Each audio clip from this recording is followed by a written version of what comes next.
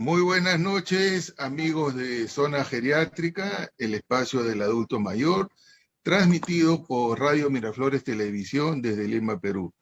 El día de hoy tenemos un programa muy importante, muy especial. Es un programa con una invitada que ya es parte de este programa, nos ha visitado algunas oportunidades. Nos visita la licenciada Cindia Boto desde la ciudad de Belgrano, en la provincia de Buenos Aires, en Argentina. La licenciada Cintia es gerontóloga y trabaja con adultos mayores y con personas con discapacidad. Tiene muy buena experiencia sobre este tema. También es comunicadora, sabe comunicar y está desarrollando una excelente labor y trabajo en Belgrano, Argentina. Cintia, buenas noches. Muchas gracias por visitarnos a Zona Geriátrica. Buenas noches, Carlos. ¿Cómo estás? Siempre un placer estar con vos. ¿Cómo estás? Saludos a Perú. Me imagino que estarán con calor en Argentina, ¿no? Sí, Bueno, igual nosotros tomamos mate igual, ¿viste? Es eso de que no entendemos por qué tomamos cosas calientes, ¿viste? Con la yerba, pero el mate nunca puede faltar siempre acá en Argentina. bueno, calor con calor se va, porque Olvídate. los árabes en pleno desierto toman café, y Sí, los chinos y japoneses en pleno calor toman té. sí. Nosotros lo hacemos por costumbre, ¿viste? Es Ustedes mate, toman el mate. mate. Los norteamericanos y los peruanos toman Coca-Cola helada. Y eso Mirá. está mal porque eso es un bloqueo. Pero bueno, dejemos esto, vayamos a nuestro tema. El tema de hoy es un tema muy importante. Es duro lo que vamos a tratar, pero es muy importante sobre el maltrato y la discriminación hacia la persona adulta mayor, que es un problema no solo de un solo lugar, porque miren, esto también se da en Argentina, en Perú, en toda la región de Latinoamérica e incluso en otros lados. Eh, Cindy, háblanos sobre el maltrato. ¿Cuándo hablamos de maltrato? ¿Qué es el maltrato? Bien. Eh, para entender, está bien ver los conceptos que uno puede llegar a entender por maltrato. Hoy vos sabés que la gerontología y la geriatría trata de ser comunicadores fieles de lo que es realmente una situación de maltrato para un adulto mayor.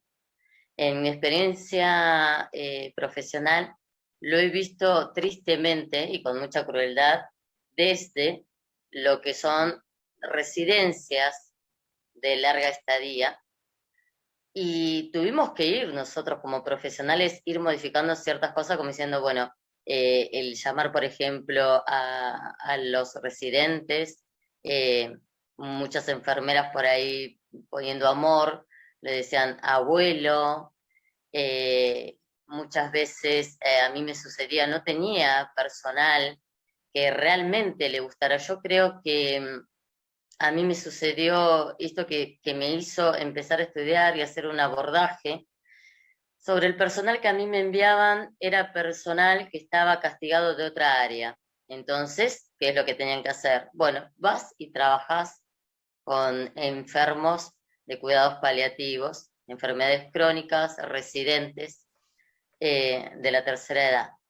Entonces era muy triste porque uno empieza a entrar con toda la adrenalina de querer modificar, de querer armar, y vos veías, en mi caso, que hace 9 años que estoy en esto, que ya venían de 20 y pico de años antes, dentro de la unidad sanitaria, trabajando con este método, ¿no? Entonces, estás sumariado, te portás mal, bueno, vas a trabajar a esta área de cuidados paliativos o enfermedades crónicas o pacientes residentes de larga estadía. O sea que en otras palabras, a las personas que castigaban los mandaban a trabajar con adultos mayores. Exactamente, así Uy, estaba visto, inclusive el ala, digamos, de estos pacientes, se encontraba pasillo de por medio de lo que es la guardia. Muchas veces me pasó tener que acercarme y tener que llorar e implorar que se le suministrara morfina, ¿sí?, a un paciente que estaba cercano al óbito. Muchísimas veces. Pero eso Entonces, pasa mucho, ¿ah? Hay enfermeras que, por ejemplo, es un honor para ellas trabajar en cuidados intensivos, en emergencia, donde hay otra adrenalina, y no quieren trabajar con adultos mayores, y más bien las que tienen problemas, de algún problema de salud o alguna sanción van a trabajar con adultos mayores. Y creo que eso también pasa en todas las realidades. Y qué bueno es que lo has tocado, muchísimo. ¿no? Porque es a nosotros, tú y yo, que tenemos experiencia en trabajar con adultos mayores, es muy gratificante trabajar con adultos mayores. No entiendo por Sí. qué lo ven como un castigo, ¿no? Era, mira, internamente, dentro de lo que es el hospital, se la conocía como la antesala de la muerte. Entonces, cuando yo comienzo a hacer el trabajo de campo, comienzo a hablar con los pacientes, ahí comprendo también que no se les hablaba. No se les hablaba, no se les escuchaba. Obviamente, no estaban las medidas, por ejemplo, de higiene y confort. No existían. Las sujeciones prolongadas eran de una forma casera, pero llegando al maltrato. Yo encontraba pacientes crucificados, si tengo que decir una palabra, crucificados y estacados en lo que es la cama. Entonces la excusa era, sí, pero no tenemos barandas. Sí, pero no es necesario que hagas esto con este paciente. ¿Sí? Miren, Somos miren otra. que Cintia está tocando un tema muy común, que es el amarre, y bueno, lo ha graficado como que está crucificado y con estacas, ¿no? Y está muy bien relatado, pero es un tipo de maltrato. Imagínense estar amarrados, manos y pies en una cama sin poder moverte, sin poder estirarte o flexionarte. Qué horrible. Ese es un maltrato, definitivamente. Directamente, por ejemplo, me sucedió con un par de pacientes que me avisan, yo entrego la guardia, era las 14 horas más o menos, lo habían acostado con restos de comida, los habían puesto a la sujeción, el paciente muere broncoaspirado. O sea, no me podían desmentir a mí, ¿entendés? Porque sabíamos la causa. Entonces ya era como normativo del lugar, bueno, mira, se iba a morir igual porque ya tenía 83 años. A ver, yo peleo, y vos lo sabes, Carlos, muchísimo, por una vida digna, pero por una muerte digna. ¿Sí? Obvio, obvio que sí. Tenemos Esto no que puede estar pelear por ocurriendo. la dignidad. Era como una película de terror. Entonces, la sobremedicación, la sobredosificación de medicamentos. Eran pacientes que dormían, dormían, dormían. Entonces, en un momento también estaban el personal castigado, pero también estaba el personal que lo que hacía era juntar horas extras. Yo, por ejemplo, cuando comienzo a hacer los informes, una de las cosas que yo pido eran explicaciones, cómo un personal de salud, donde había solo una enfermera, podría ocuparse de 23 pacientes con distintas patologías. Entonces, 24 horas. Entonces yo quería saber cómo esa enfermera lograba resistir el trabajo, porque sabemos el arduo trabajo que es enfermería, donde tenés curaciones, y obviamente no existían las curaciones, no existía la higiene y confort, no existía el baño, no existía nada. Entonces de repente uno tuvo que cambiar una mentalidad y yo digo, bueno, tengo que buscar una beta acá, algo que a mí me permita tratar de mostrar esto y defenderlos. Entonces ahí comencé armando distintos programas que me reuní con los directores del hospital. El primero fue Amar Cura, y Amar Cura trataba justamente de eso, ¿no? De curar el lugar, de escuchar al paciente, de ver las necesidades del paciente y de convencer al personal de que el personal estaba ahí para servir. A ver, nuestra profesión se trata de esto, de servir. Entonces, si evidentemente lo haces por un rédito económico, que los sueldos son muy bajos aquí en Argentina, y en otras partes del mundo también, no te vas a llenar de dinero con esta profesión. Entonces, ser consciente de que estamos en nuestras manos, nosotros tenemos la vida y tenemos la última etapa de vida de una persona. y ser muy respetuosos con eso. En el último tiempo, en este tiempo de pandemia, nosotros nos tuvimos que aislar a una clínica, llevar los pacientes, sacarlo de lo que es el hospital.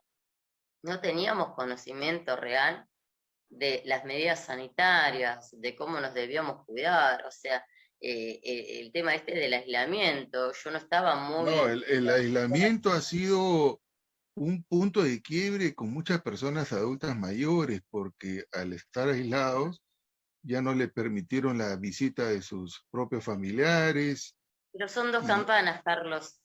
Está realmente el cuidado y también está la conveniencia. Tristemente yo vi la conveniencia desde el Estado de tener un sector de ajá, población vulnerable y tenerlas confinadas en un lugar. Eso es lo que yo logré ver dentro de las residencias y dentro de los hogares. El adulto mayor que no tiene acceso a decir, salgo, si vos lo asustás, sabemos que el adulto mayor es mucho más sensible ante ciertas cosas, ¿sí? gracias. Entonces, ven en la televisión tantos muertos por COVID, pandemia, el adulto mayor se retrae y se asusta y realmente cree lo que está viendo. Entonces creo que los medios también sirvieron de alguna manera como para maxificar ese temor que el adulto mayor de por sí, ¿entendés?, tiene, o esa credibilidad que tiene el adulto mayor, por lo cual lo hace totalmente vulnerable. Por eso Ahora, son presa hemo- fácil de tantos delitos, ¿no? sí, sí.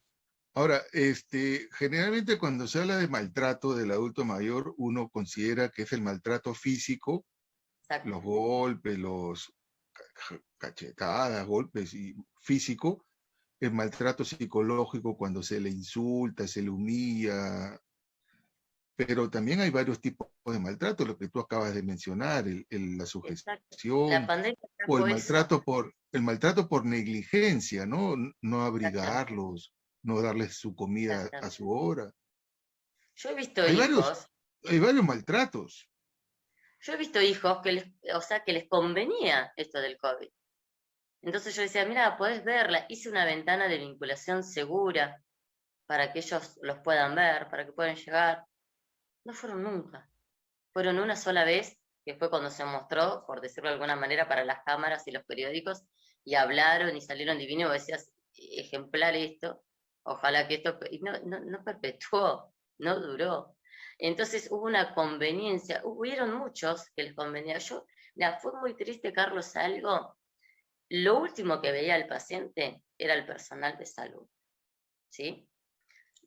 Una vez que el paciente tenía el óbito, una de las cosas que yo hacía, porque iban a la funeraria directamente, se cerraba el cajón, nosotros estamos acostumbrados a la muerte, yo una de las órdenes que había dado es el paciente que obita, se lo baña y se le da la despedida. No lo quieren hacer, vengo yo, lo hacía yo.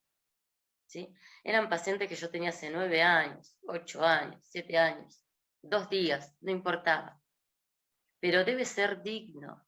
Debemos fomentar como sociedad eso de la dignidad. No ver, y justamente lo que decía vos, Carlos, no solo el maltrato es, bueno, hago una sujeción prolongada, hay muchas formas de maltratar. Yo he visto, hago seguimientos gerontológicos, y he visto que el adulto mayor que convive con su familia no es sentado en la mesa, Carlos, ¿sí? Entonces, no come en la mesa con sus hijos, no come con sus nietos, ¿por qué? Porque se le cae la comida, porque se vuelca el agua, porque se babea, porque Porque está demora. apretado. Exactamente. Entonces, la pregunta es, ¿qué hemos hecho nosotros? ¿Qué hemos hecho nosotros como seres humanos? ¿Qué le exigimos al otro si nosotros no lo hacemos? Porque es muy fácil decir, no, mi papá se murió porque el médico le dio mal a la medicación, pero nosotros que hacemos los seguimientos sabemos que esa persona estuvo aislada en una habitación, que Ah, tuvo 3 o 4 sí, cuidadores. a los eh, médicos nos echan la culpa de todo. Por ejemplo, los pacientes se fueron a la fiesta de COVID, se contagiaron de COVID, se ahogan y dicen, en el hospital me lo mataron. Esa es una frase que exactamente. la escuchamos a cada rato. Ahora, hay muchos tabúes que se han ido superando con el tiempo y muchos tipos de discriminación también se han ido superando. En Estados Unidos había discriminación racial, que gracias a Dios ya no la hay. Las mujeres votan, lo cual me parece extraordinario. Las mujeres pueden ser incluso presidentas. Ustedes han tenido una presidenta, Chile ha tenido presidenta, Brasil, etcétera. Y bueno, y acá en el Perú han habido ministras. Entonces ya la discriminación hacia el sexo, hacia la raza, se está superando. Antiguamente se encarcelaba a los homosexuales solo por serlos, ya se está superando. Pero todavía sigue habiendo discriminación hacia el adulto mayor. ¿Y por qué? Tú lo acabas de decir, desde el hogar al Exacto. adulto mayor, en vez de compartir la mesa con el abuelo y disfrutar la cena, lo hacen comer en un cuarto aislado. ¿Por qué aún no Hablamos de un paciente superamos con ese tema Alzheimer. de discriminación?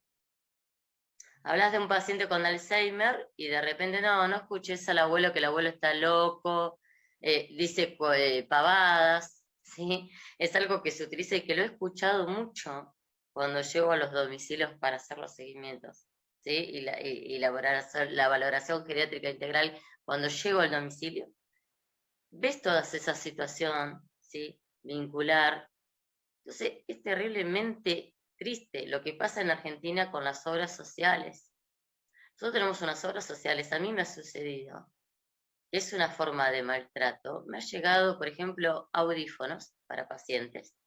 Después de 2 años que el paciente obitó, la misma obra social, cuando fallece el paciente, se hace cargo del seguro de sepelio, de los gastos de sepelio, de la funeraria. Ahora, en tu sistema no parece que vos 2 años después no me podés mandar el audífono porque el paciente falleció y vos mismo cubriste los gastos de sepelio, de la funeraria. O sea, está todo tan manejado tan mal. La gente creo que trabaja ya tan de mala gana. Creo que la vejez hoy ya tiene otro concepto. Si vos le preguntás a un niño, ¿sí? 4 años, ¿sí? Mira, ¿qué es esto? ¿Qué es? ¿Qué ves? ¿No? Y le mostrás a un adulto mayor. Dice, es un abuelo, es un viejito. El niño no tiene esa maldad.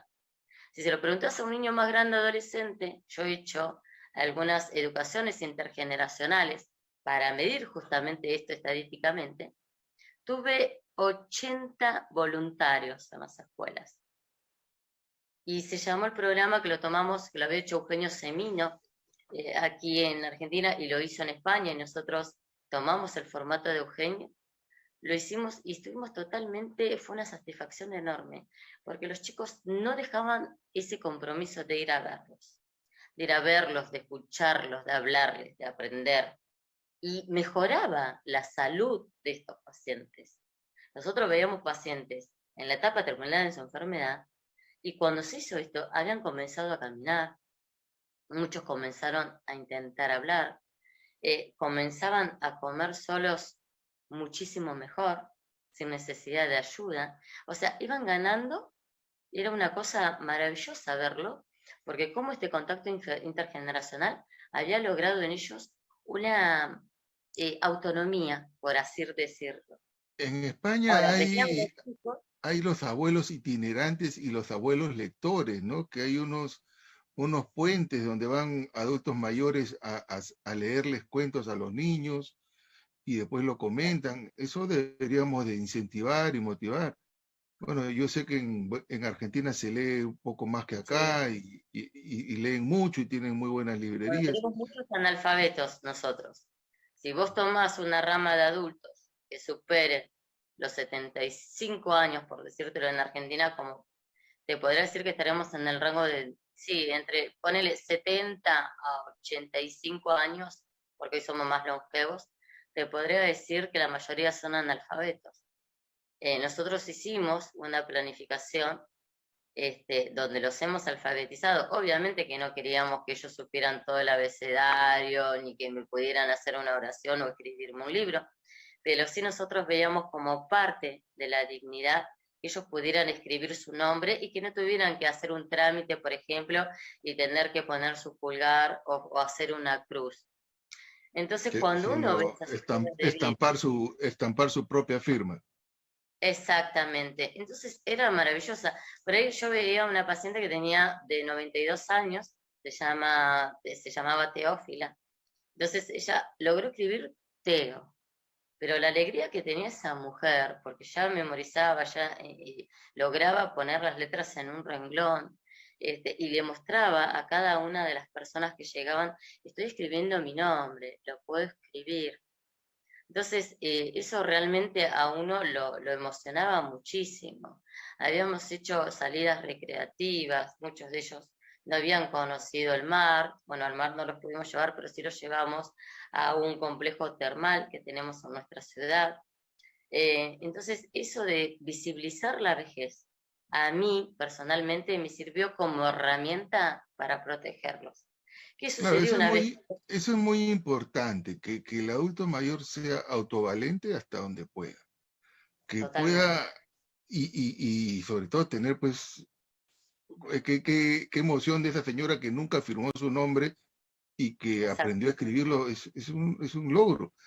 Ahora, exactamente. en muchos países latinoamericanos, como Perú, Chile, hablamos muchos diminutivos.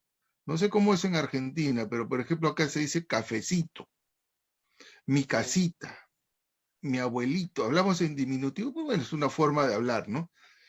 Eh, y a veces creemos que le hacemos un bien tratar al adulto mayor como a un niño, No, lo disminuimos. supuestamente como un cariño, pero le dicen, abuelita, abre tu boquita que te voy a dar con la cucharita tu sopita. Y mira, en muchos casos esa señora, que no es ninguna abuelita, de repente fue soltera y no tuvo nietos, fue una profesora de muchas promociones y una dama muy digna y que uno empieza a hablarle como soncita, pero creemos, Exacto. esa es una forma de maltrato, La infantilización de la vejez, tal la cual. infantilización, exactamente, es una forma de Tal- maltrato, ¿no? Mira, otra cosa que ocurría, yo veía enfermeras que cuando ingresaba el paciente, lo primero que hacía era, ponemos pañales. El paciente no estaba para utilizar pañales, ¿sí? Entonces, ¿qué ocurría? De esa forma, lo invalidaban, ¿sí? Le iban sacando autonomía.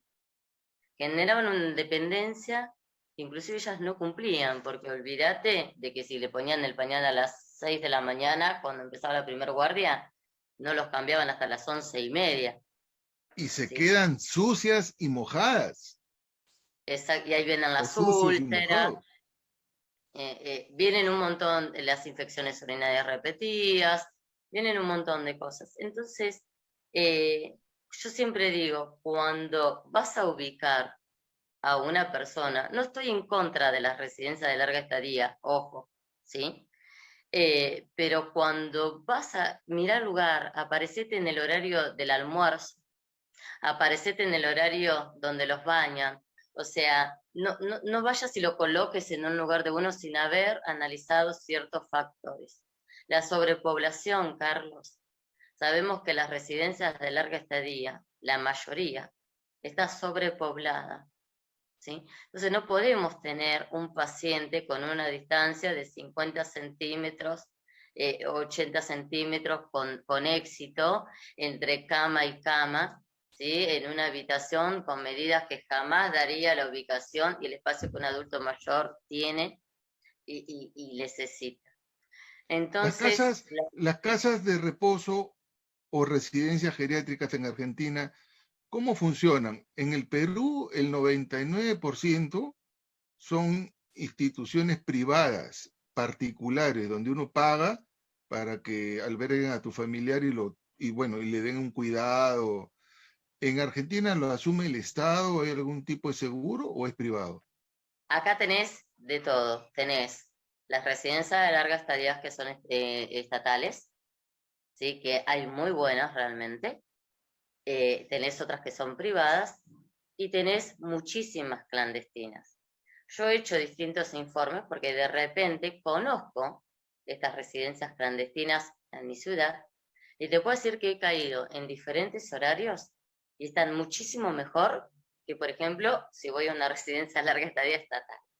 Lo que nos falta a nosotros, que nosotros hemos presentado el proyecto y fue aprobado en el Consejo Deliberante de aquí de mi ciudad, lo que es el observatorio. Yo creo que si el observatorio realmente se pone en funcionamiento y puede llegar al control, ¿sí?, de estas residencias, tú tenés que ver, por ejemplo, lo que es nutrición, Carlos. O sea que para el adulto mayor es importantísimo que reciba los nutrientes. Yo llegué en horarios de almuerzos en algunas residencias de mi ciudad y la verdad es que te dan ganas de decir, bueno, saca todo que vengo yo y cocino y vemos qué hacemos. ¿Sí? Me ha sucedido ver cómo había una olla de agua hirviendo, era una tira de caldos, de saborizantes para el agua, y arroz. Ese era el almuerzo del adulto mayor. Ni te cuento si tenía una tensión arterial alta, olvídate, viste, altísimo el sodio. Por eso que Y no, yo siempre, por eso que yo siempre recomiendo a los hijos que tienen a sus padres en residencias que la mejor hora de visita es la hora del almuerzo, para que exacto. vean de paso qué les están dando de comer, porque en el Perú, como te digo, son instituciones privadas, entonces si tú pagas, que por lo menos le den una buena alimentación, por lo Claro, y menos no es un que huevo lo caro es frito. bueno, muchas veces, ¿sí? Porque vos decís, uy, en esta residencia se paga tanto, porque cuando vos vas, a mí me sucedía, Carlos, nosotros con la experiencia, con muchas cosas, ya no nos engañan. A mí me ha sucedido ir a residencias para hacer seguimientos. Y yo me doy cuenta, Carlos, que me los peinaste 2 minutos antes y que me los perfumaste 2 minutos antes. ¿Se entiende? Claro, el Entonces, perfume cuando recién te lo echas está pues ah, exactamente. oliendo. Exactamente, están peinaditos, ¿viste? Y vos sabés que eso no es, sí, real. Entonces, Eso es por para eso la yo foto. totalmente como para que uno no diga, porque sabe que uno, yo realmente lo hago en mi ciudad, me he ganado muchos amigos, me he ganado muchos enemigos, pero realmente trabajo para servir y amo lo que hago. Jamás, jamás avalaría o miraría para otro lado ante una situación de maltrato. Jamás. Lo dije el primer día que ingreso al Estado a trabajar, yo ante una situación de maltrato directamente renuncio. Y así fue, Carlos. Yo tenía un paciente que había ovitado, lo tuvimos que embolsar, rotular, más allá de que lo habíamos bañado, lo habíamos perfumado, le habíamos dado la despedida a nuestro amigo, era un paciente que yo tenía hacía 9 años, un gran cariño por él, me enseñó muchísimas cosas. Y la persona que estaba conmigo haciendo ese trabajo, una enfermera, abre la billetera, saca el sueldo, teníamos el muerto al lado, ¿sí? Lo voy a decir de una forma cruda, teníamos el muerto al lado, lo habíamos acabado de rotular. Saca, abre la billetera, se queda con el dinero.